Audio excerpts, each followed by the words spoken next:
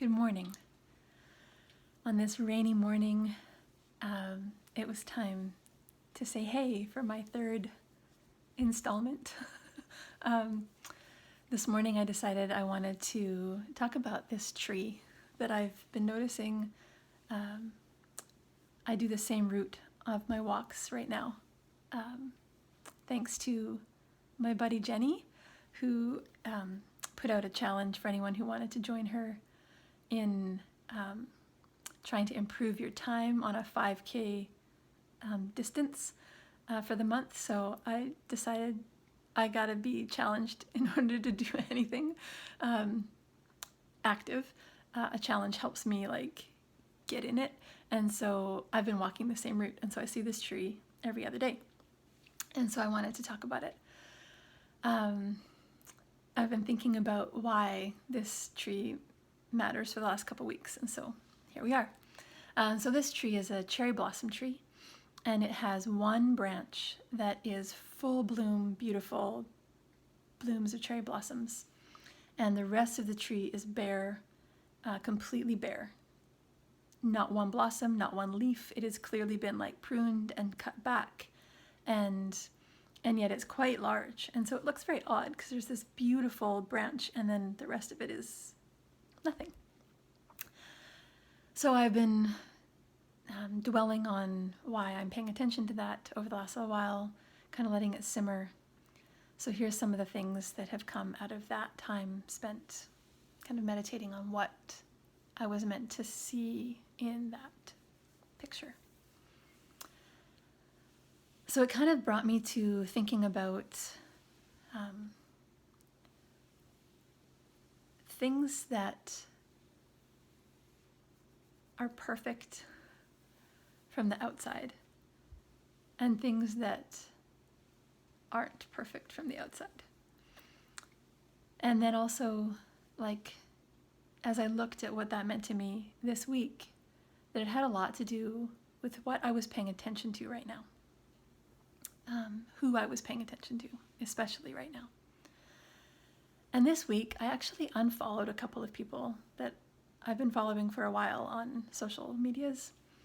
And the reason that I unfollowed them is because I started to realize that feeling of tight, whenever I would see one of their posts or read one of their things, had everything to do with not feeling like I was measuring up or enough. Even though the message they were putting out was meant to be joy and be joyful and accept who you are, but also be better than you have ever been. And it was this really this battle in me to not feel less than every time I would read one of their posts. So I decided it was enough, and I didn't want to feel like that anymore. They were these people who were, and there's nothing wrong with them. I'm sure that they're helping a lot of people. It just happens that I am not needing that tone right now. And I'm wondering if maybe that goes for a lot of you. That idea of here's the top 5 things that you should do every day to make isolation work for you and be your best self right now, and really dig in and push all that slothfulness or negativity aside, and really make your bed and put on your pants and go and conquer the world right now. And I just, not that I don't think we should be doing great things if that's what we should be doing right now, but also it just felt so shiny and forced. And I know in the first video I said I had been making my bed, and let's be clear, not completely because of these lists, but partially because of these lists, I have stopped making my bed. I don't feel like it wasn't making me a better person. And so I stopped. Maybe I do every now and then, but it is certainly not on my list of things to do in the morning.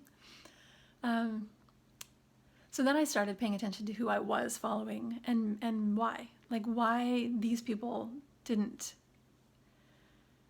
my eyes didn't want to see what they were putting out there anymore. But who was I paying attention to? And so I was thinking about his Joe the body coach is, I think, what he's called. He does PE with Joe on YouTube, and he also does these like 7-day workouts they're great. They're pretty short, and they're great. And the reason that I like them so much, and the reason that I keep doing them, is not only because they're a reasonable length, they're reasonably possible. I don't feel like I can't do it, but also because through the 20 minutes of this workout, Joe complains and like has to take a minute sometimes, and like doubles over and uses like great Australian slang for like how hard it is. And he suffers along like with you as you do it, but doesn't ever stop doing it. He always is like, oh, I can't do it anymore. Yes, I can do it. But it's in the suffering and then the persevering that I feel super motivated, because yeah, it's hard and I hate it. But all right, I'm like, if Joe is also suffering and he can keep going, so can I. So someone like that, who is clearly in a position of leadership, he's leading these workouts for like a lot of school kids, I think, follow the PE with Joe. He's just got a great overall attitude about, yes, this is hard, but also we can do it. And it was just making me think, so in the context of this tree, thinking about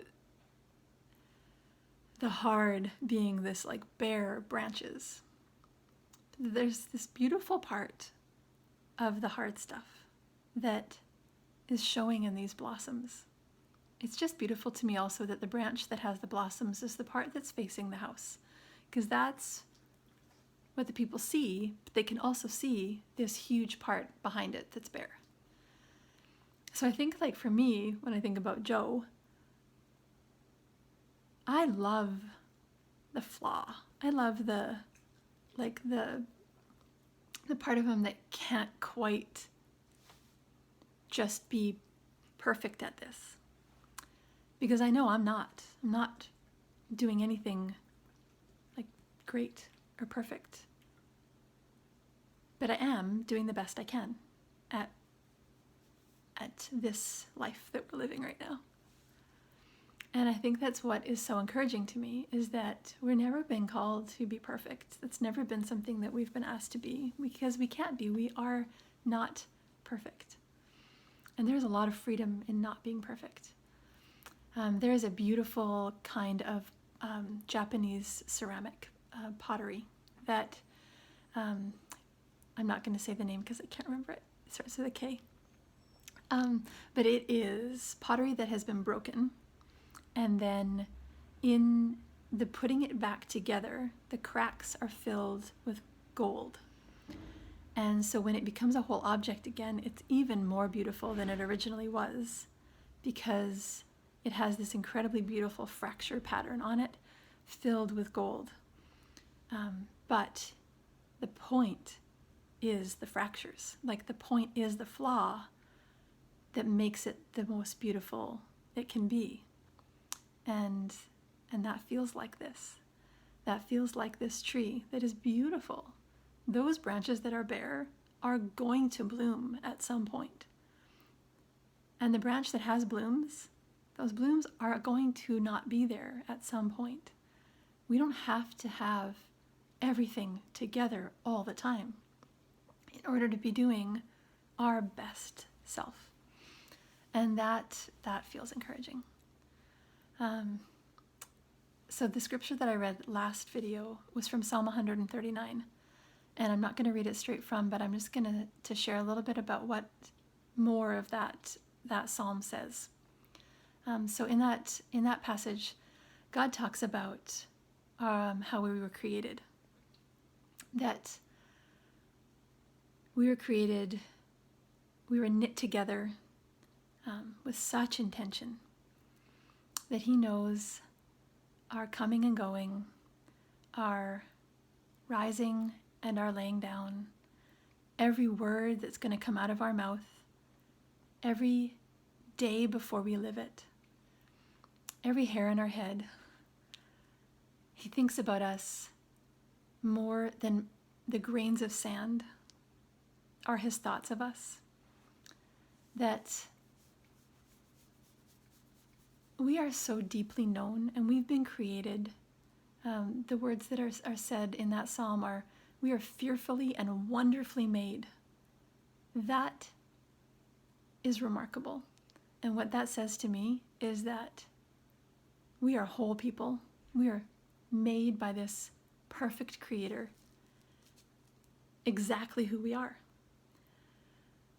We are not made to be perfect, but we are perfect in the way we were made. And so with that, I'm going to take my unmade bed. I'm going to take the bare branches of that tree. I'm going to take the ups and downs of every day. I'm going to take the parts of all of us. And like we talked about last week, try and have empathy for the parts that are rough, for the bare branches that everyone has. We are not all in bloom all the time. And I certainly feel that that is more encouraging than the pep talk, cheery, be the best version of you at all times, every day, because it's just hard to even know what that looks like. For me, that doesn't exist. And it's what makes me grateful for the people in my life that are willing to not be shiny and perfect, but willing to be true and authentic. That is what God has called us to be, the actual authentic versions of ourselves that he made, not some kind of hiding our faults so that we can appear to have our branches covered in blossoms. That's it. Love you guys, and I'm just praying that today you can decide that your actual authentic self is exactly right. It's what people need, it's what people desire from you, and that you can share it. As an interactive portion of this, if you want to either message or like publicly message or privately message me the thing that you've given up because you were doing it just to be good instead of honest, I'd be super interested in that. I have definitely given up more than just making my bed, but that's what was right in front of me. A very, very unmade bed in front of me. So that's all. Love you guys. Have a great day. Maybe I'll see you next week.